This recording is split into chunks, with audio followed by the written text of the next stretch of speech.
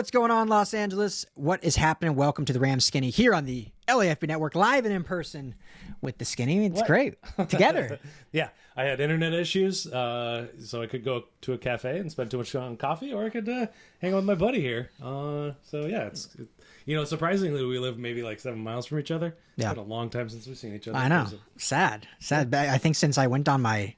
Has it been since my vacation to Mexico? It could be. I mean, we've been hard at work this season. Yeah, we try to make a point like once a week we work together in person because obviously we work remote, and we were doing pretty good. But then lately a lot of stuff has happened and family stuff and travel. And so anyway, it's good to see you. Good to be back. Makeshift lounge, still just my bedroom, but we're making it do. A little studio today. Yeah. Talking all things Rams football, Rams and Packers. Game, which we're going to preview right now. Quickly, show is always brought to you by our friends at BetOnline. Head to betonline.ag today. All the best game lines, spreads, everything you need can be found right there. I didn't have it in front of me because I'm using my computer as my thing, and it's a little far away, but I don't know what the line is for Rams Packers. I'm going to guess the Rams are underdogs. I believe so, yeah. So we'll go to BetMGM. Let's see here. I mean, Bet Online. Only 3-point underdogs. Okay, 3-point dog. At home dogs. Yeah, home dogs. I think that's pretty fair. But anyway. I think that's really fair. Yeah. So, betonline.ag, you can do that all. They have every sport there, everything good. Tell them the guys over at LAFB sent you. So, tough game. This one, the more the week goes on, the more I talk myself into the Rams have a real shot here to surprise people because I think no one's giving them a shot, especially based on how the 3 losses have looked for this team and kind of what the Packers have talent-wise on offense. So I'll ask you, tell me why I either should believe in the Rams or should not believe in the Rams. I'm putting you on the spot right off the bat. Man, this one's a tough one because the Green Bay defense has been really good this year, especially against the run. Yeah, new DC, we were just talking. Jeff Hafley, no more Joe Barry. Yeah, and stout against the run means that Kyron Williams might have a tough day, and if that's the case, I don't see this Rams offense moving the ball much at all. Yeah, I think that's going to be a hard thing because we know, as great as McVay is, if the run game gets stalled early, we're looking at Stafford throwing the ball 50 times, which even if you're playing a good run defense, that's not a recipe, especially when you have some pass rushers like the Packers have that can potentially get in the backfield and have their way with Stafford like the Bears did last week. And so, I mean, how important is it for them to establish the run, I think? Because we talk about it every week. I feel like a broken record. But in your eyes, going against the third-ranked rush defense, is it something where they have to just stick with it, or if it doesn't work early, then it's time to get creative, use those short passes, do things differently in the passing game? Yeah, if they can't get it going, they got to figure out a way to get rid of the ball quickly, and with high percentage passes, and they know how to do that. I go back to my guy Xavier Smith. I think he would be a fantastic kind of guy out in the flat, taking in those bunch sets they love so much, the trips on the one side. Get him some running room. And last year we saw Tutu Atwell used in this kind of sweep around, behind, through the backfield. That could be something effective, I feel like, in this kind of game. So I think, getting creative, using some of those trick plays, kind of like what they did to beat the 49ers. They kind of went deep into that bag to fake punts and, trick plays with Tutu Atwell throwing the ball too. Stafford just in his press conference yesterday praising Tutu Atwell for his quarterback mind and how he looks at the game as a quarterback, which is interesting. I still don't believe he's going to end up on the team, but what are your thoughts for the Rams offense for this game? Have they run a wide receiver jet sweep yet this year? I'm sure they must have. I can't think of one. Think of one. Not a successful one. At the very least. I mean, because that's like a McVay staple dating back to when he was first hired in 2017 with Bobby Trees running it, and then Cooper Kupp would run it a lot. And it's that end around wide receiver jet sweep. For those who don't know, I can't remember them doing that, but this feels like a game where they need to bust it out. Whether it's, and I would assume if so, Tutu makes sense with the speed, but I think Jordan Whittington could be a nice kind of player in that slot. A little bit more size, a little bit more strength, does have elusive speed. We know he can go over the middle and run deep. We saw him do it at Texas. But he just gives you a little bit more size that, when you're running that close to the trenches, if Tutu gets breathed on, he's down for a loss. Whereas Jordan Whittington could, at least if the pressure's there, at least make it a non-negative play. But I think he has the ability to break it. So there's my big, bold prediction. We're going to see a Jordan Whittington jet sweep in this game. Yeah, I don't mind that at all. He's a road grader as a blocker, great special teamer as well. So he's got that kind of chops of just kind of pushing people around and making things happen that way. So yeah, I mean, actually on PFF, their podcast yesterday, they were talking about dark horse candidates for offensive player of the year. They mentioned Jordan Whittington. He wasn't in the top 5, but he was in the honorable mention. So he's getting attention. Offensive player of the year or offensive rookie of the year? Offensive rookie of the year. I was like, well, he's got to make a big leap to go offensive player of the year. I think even for making rookie of the year, he would have to make a big leap. But, depending on when Cooper Kupp and Puka Nacua come back, he might, develop into that player. So if it starts there, if they find that role, and it seemed like he was finding that role last week a bit. Mm-hmm. Now, if he was the one to blame for that strip sack in the blocking game, he might not be seeing a lot of playing time. But Demarcus Robinson, we haven't seen him really step up. Tyler Johnson also, they kind of proved to be that they're like that third, fourth receiving option. It seems like so. They gotta find some juice for sure. I'm a little. Maybe surprise is the right word, but we talk all the time. Like wide receiver is the most dependent position in football. Like you rely on the quarterback giving you the football. You can do everything right. You can be open, and if the quarterback doesn't key on any, if the play call has you as the third or fourth progression, whatever it may be, you just aren't going to get those reps. Based on the injuries and based on what we saw in preseason, the rave reviews he was getting in camp, I really thought Jordan Whittington would seize like a pretty big role right off the bat. And not saying he hasn't been. I mean, he's been on the field and whatnot, but he hasn't had those numbers that maybe we expected when, look who's playing next to us. You just mentioned Tyler Johnson, Demarcus Robinson, Tutu Atwell. Whittington, yes, a rookie, but with the size, the intangibles, we really thought like, okay, this is his moment to like seize this as a rookie to be Puka Nacua. He could be Puka Nacua, who last year in week 1 was like, oh, where'd this guy come from? We're waiting for that Jordan Whittington moment. Does it surprise you that he hasn't? Because I don't think he's doing anything wrong. Just for whatever reason, his number hasn't been called like Puka's was last year. It's the same question I have about Blake Corum. Is there something that he's not proving that he can do? Because McVay has a high expectation for these guys, especially in the blocking game, and that's tough. That's tough coming from the college game where maybe you're not doing that. Most college receivers do not block. I'll just say that. Yeah, not all, but a lot. I don't. Well, it was Steve Sarkisian. Obviously. Jordan Whittington has those kind of chops, and he came in with that kind of those kind of praises about him. So, that's the only thing I can point to is maybe that's the thing that's holding he and Corum back from getting more playing time, and he's just not going to stick players out there putting other guys at risk, especially Matt Stafford. Yeah, and I think the only thing I can, and this is just maybe pulling at straws at this point. I hate that I don't know why it does that. It drives me crazy. For those on audio, we get the little thumbs up emoji that pops up if we move our arms. The only other thing I can think of is, we've talked about how Matthew Stafford over his career really kind of keys in on guys, whether you think it's right or wrong. He's one of the best, I think, quarterbacks ever do it. So it's not supposed to be a critique. It's just kind of factual. Keys in on guys. You look at his career with Calvin Johnson, obviously with Cooper Kupp, in week 1, what Coop have, 18 targets compared to the next best was 7. Yeah, it must have been the first week. Yeah, 21 targets in one game. Or maybe it's 21 targets, something like that.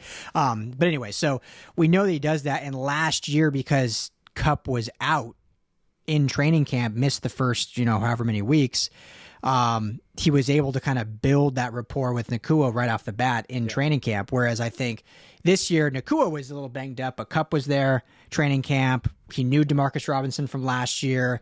Obviously, Tutu's been there. And so I think Jordan Whittington had a great camp, but there wasn't the necessity to build that rapport that early like there was with Puka Nacua last year. So that's the only thing I can really key on is okay, well, going into week 1 at Seattle last year, Nacua was became the camp guy, and that was the guy that Stafford really honed in on, whereas I don't think he was forced to do that this year. And so now that the season's already going, he has that comfort with other guys, and he's not saying he doesn't trust Whittington, but just doesn't have that quite rapport, I guess, if you will. Yeah, he was working mostly with the second and third team. So, it's Stetson Bennett and Jimmy Garoppolo during training camp anyway. And then Stetson was in, I think he played all of the training, or all of the preseason as well. Yeah.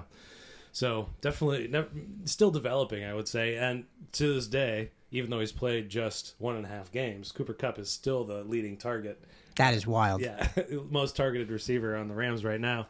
And Stafford is having to spread it around anymore because, like I was saying, those guys are 3s and 4s, all three of them, all four of them, including Jordan Whittington. Yeah. At this point, we'll see if he takes off. I still hold out hope for that. But he's spreading it around a lot more, and I think Tutu's taken advantage of the opportunities that they're giving him. Mm-hmm. He's kind of proving that he's one of the better ones out there. Yeah. Interestingly enough, but it's all up in the air right now. And I'll say it again. I don't believe he's part of the long-term plans.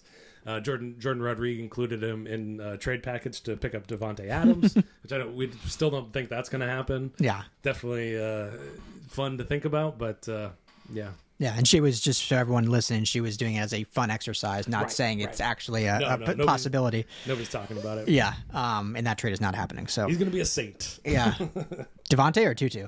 Devontae. Oh yeah. Probably. I think you might be right. Or a Jet. Saint or a Jet. I think the Jets have a better shot. But. So I'm going to call it Jordan Whittington breakout game. Coming out party. I love it. Coming out party for Whittington. It's got to happen because Kyron might eat.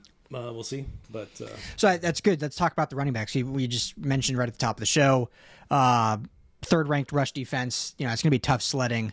Kyron's, I think, played great so far this season. Obviously, has been the bell cow workhorse back. Let's start with this, and I feel like we're just belaboring at this point. But do we see Blake Corum in this game? Is this the game where they're like, you know what, this is a tough rush defense. We have to be able to run the football, and we can't just make Kyron get beat up because we also need him in the red zone and in the passing game.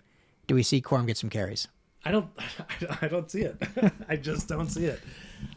Just based on the last few games. Yeah, what we've seen. Yeah, we haven't seen anything. Yeah, he was in there for eight snaps, couple of carries when they kind of put the game away against the Niners. No, when they were the game was put away on them. On the Cardinals. Yeah. So. If he's a garbage time guy right now, like just a couple of weeks ago, it's hard to see that he's made that much progress. Yeah, it's still just it's just confusing to me. I don't know. Yeah, there's been a lot of conversation about Christian Roseboom and Troy Reeder, and people wanting to see them replaced with Omar Spates. McVay straight up said, like, these are the two guys I trust the most. That's why they're out there. That's why these other guys aren't out there. Period. I don't know.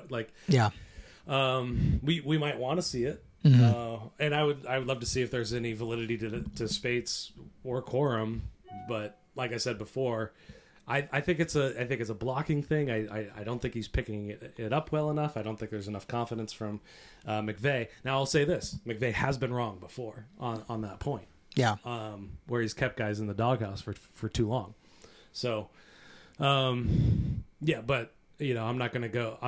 McVay is one of the more stubborn people in coaching, so I'm not going to expect that he's going to change anything this week. But what do you think his household's like with the new wife and kid? Who's more stubborn, the baby or McVay? You think? He's interpersonally.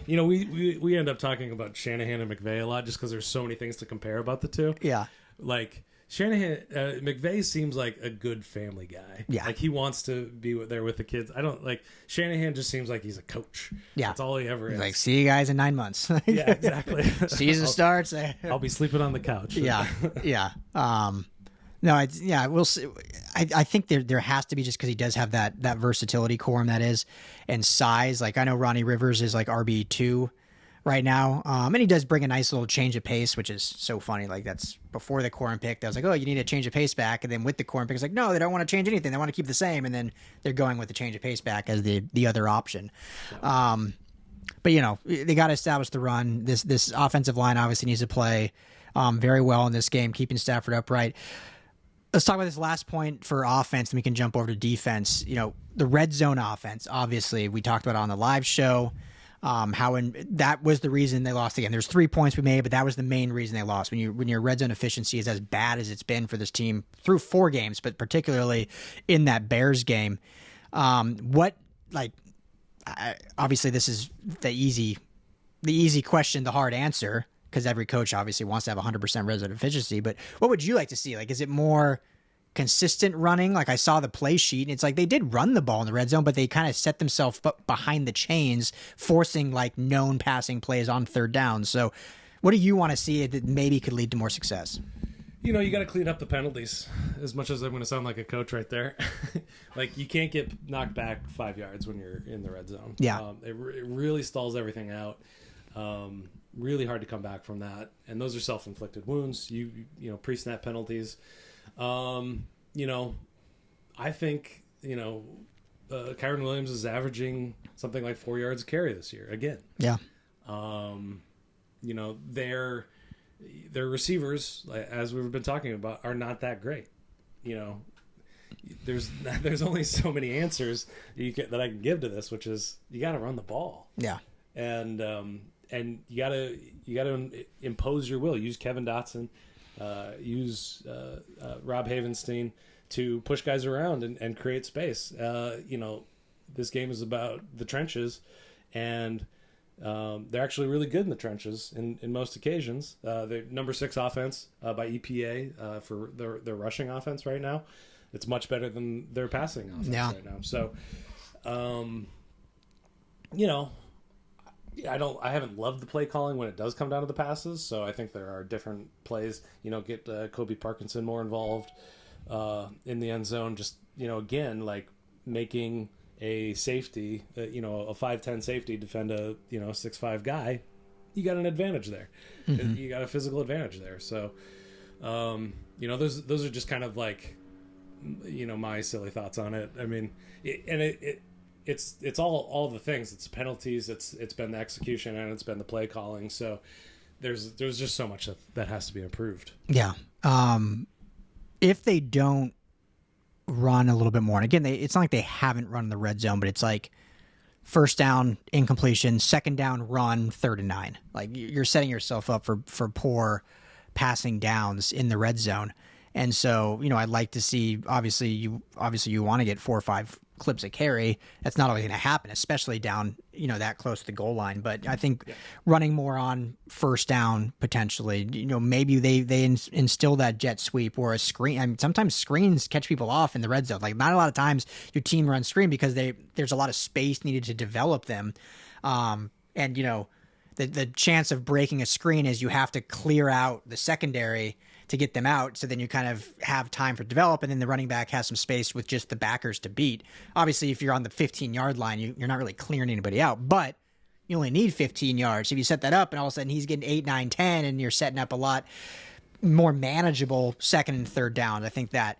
The other thing that I usually hate this play call, but I don't think the Rams have gone empty in the red zone.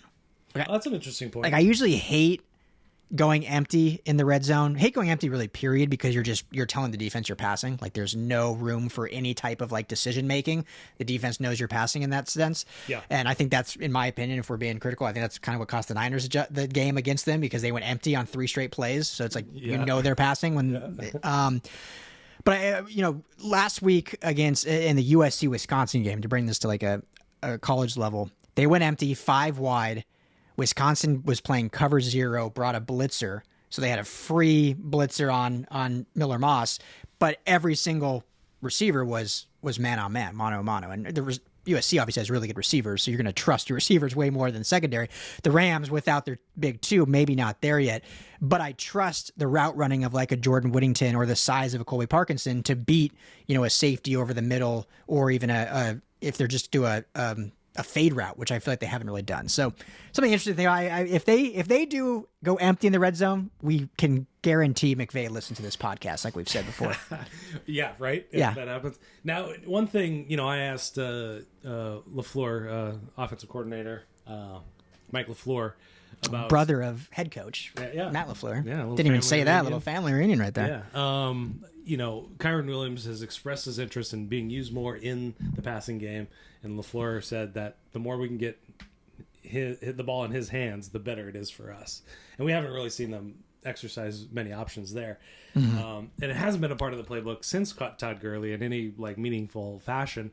So maybe that's something they could break out here as well, is getting Kyron more involved in that way. Yeah. Because we know what he can do once he has the ball in his hand. Well, he's clearly the best weapon on the team. I mean, 3 touchdowns against the Niners, another touchdown last week against the Bears.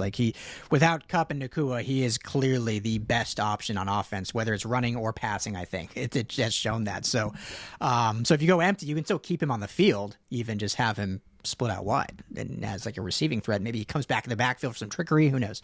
Trickeration, as the young kids say, right? Sure. Let's jump to the defense quickly. The Packers, ironically, we were talking about before we hit record that with Jordan Love, they're 0-2. With Malik Willis, they're 2-0. Now, obviously, you got to look at the level of competition. Sure. And Love has played very well. I wouldn't say it's his fault they're 0-2 in those games, but kind of funny. But I think the offense overall, obviously, is more dynamic, dynastic, lethal with Love. They're able to spread the ball around more. I think when Malik Willis was back there, they were much more focused, run heavy. They used Willis to actually use his legs some. I think in the Indy game, what they score, they won 13-9 or I can't remember in front of me, but it was a pretty low scoring affair, if I'm not mistaken. So I guess that's a long-winded way of saying, do you think this Rams defense has a chance to slow down the Packers offense? It comes down to actually getting your hands on Jordan Love, I feel like. We've talked about it before. Jared Verse, Rookie of the Month already. Yeah, shout out. Top of PFF's list for Defensive Rookie of the Year already. 1 sack. Yeah. A whole bunch of pressures, 1 sack. So, a bit more disciplined approach from him, making sure that he's keeping that edge, making sure that Jordan Love isn't getting out of the pocket.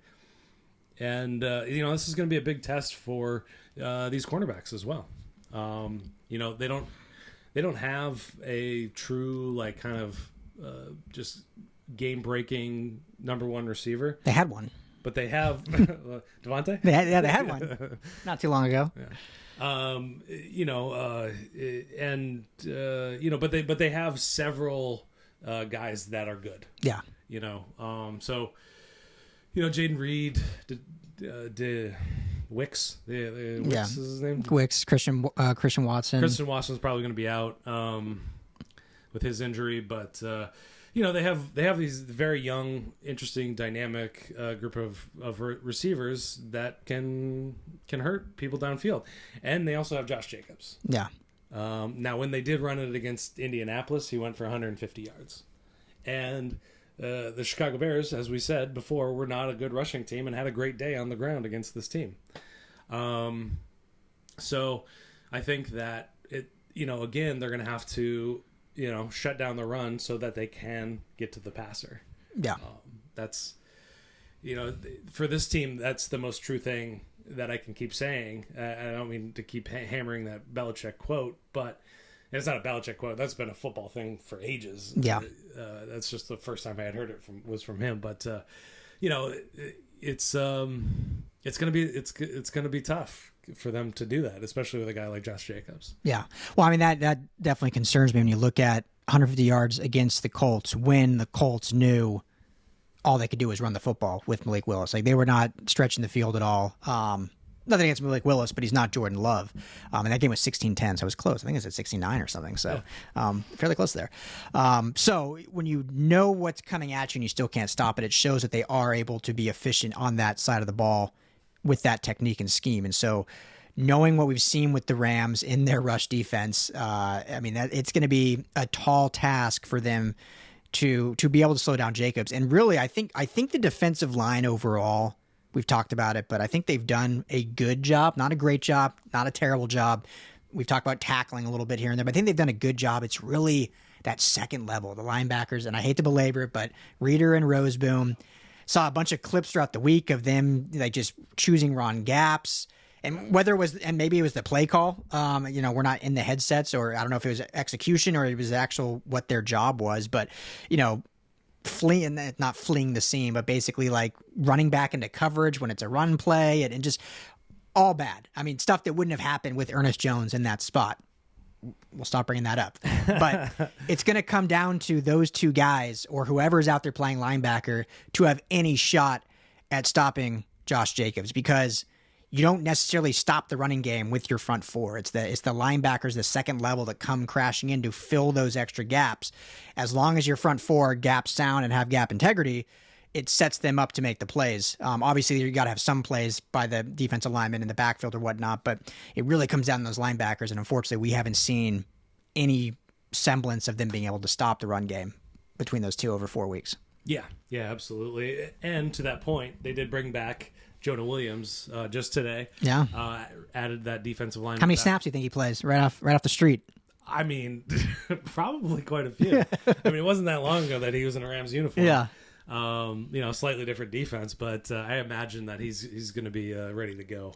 I don't know if I mentioned it last time, but that play that they broke open, 36-yard rush, the guy that wasn't on the field was Kobe Turner. Yep. He's going to be on the field for those snaps at the very least.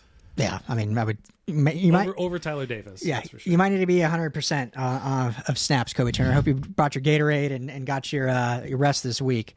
Okay, last thing, and you mentioned the secondary and going up against these receivers. The Packers it's a funny organization when you look at it over time. Like, they've never really, aside from when they had Devontae Adams, they've never really had that like elite number one receiver. Like Jordan Nelson was really good, but he was a Kansas State kid that really just connected well with Aaron Rodgers. Going all the way back to the Brett Favre, like they had some nice, but there was never like a Randy Moss or one of this number. They've always just kind of had like receivers that do their job within the system, and that's kind of how they are again right now. Where a lot of talent, a lot of good guys, but there's not one like, oh wow, that's Cooper Kupp or that's this guy. But they all do good things differently. And so it's going to be tough for, I think, the secondary to slow them down, but I think they can. Who is your secondary piece, whether it's Trey, whether it's one of the safeties, like that you really want to see step up in this game that maybe has struggled in weeks past? Well, Akello Witherspoon is a big question mark. Yeah. What's going on with his snap count? He didn't play his first week when he was with the team on the practice squad. Then he played just a few snaps last week. So that's my guy. I like Kobe Turner. I like him more in the slot than I do on the outside. He's been playing a whole Kobe bunch Durant. Yeah. Kobe Durant. I keep messing that one up. But, again, if Kobe Turner's in the slot, we got bigger problems. Yeah.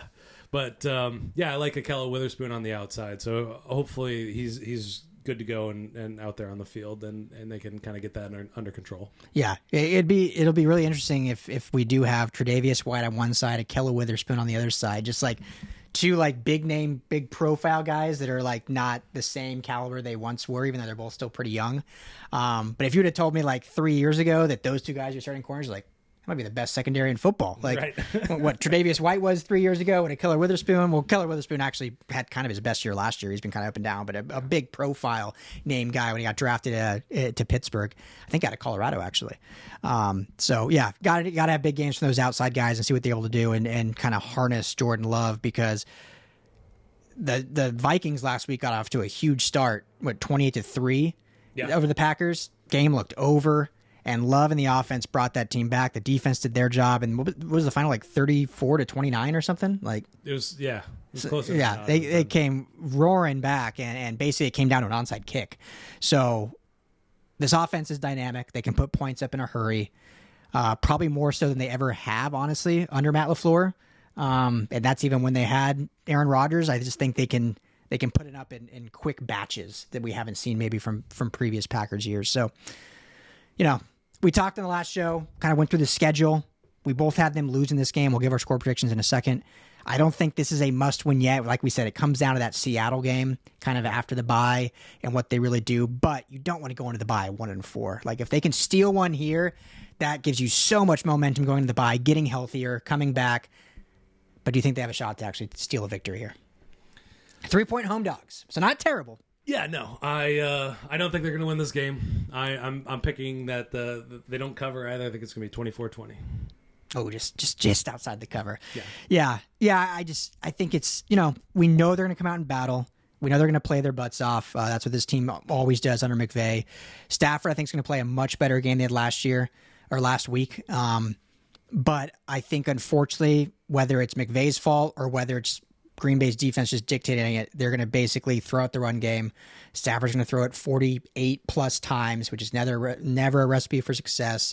Going to get hit a bunch, unfortunately. Stays healthy. I'm not saying anything crazy out here. But I do think they end up losing this game. I'll go 31-21, lose by 10. Oh, big score. Nice. Yeah, I think that defense, until the defense proves me they can stop anyone. That's a great point. And the Bears' offense has been terrible, and they looked pretty good last week. So that's a great point. Yeah, I might undershot that one. I think the over under is 48.5 points. So you're much closer to that than I am. So. Okay. Well, there we go. Well, hey, hopefully reverse jinx. We did that in the Niner game, right? We both picked the Niners, and the Rams won. So let's go reverse jinx here. Maybe the Rams come out and win. But anything else to add before we get out of here?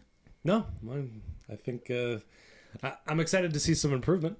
I mean that's all I'm looking for is. Some positive steps, no penalties. Yeah, things you can build on. Because you go into the bye, even if you're 1-4, not ideal, but you can say, okay, we did this better. We get this guy back. We can build on that, get to 2-4, and, stack from there. So we'll see. Should be a fun game. Hopefully it's an entertaining game.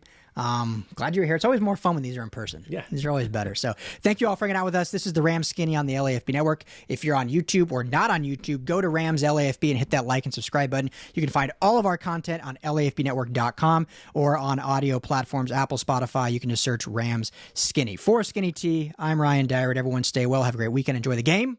We'll see you all after for a live recap like we do every Sunday. See you then.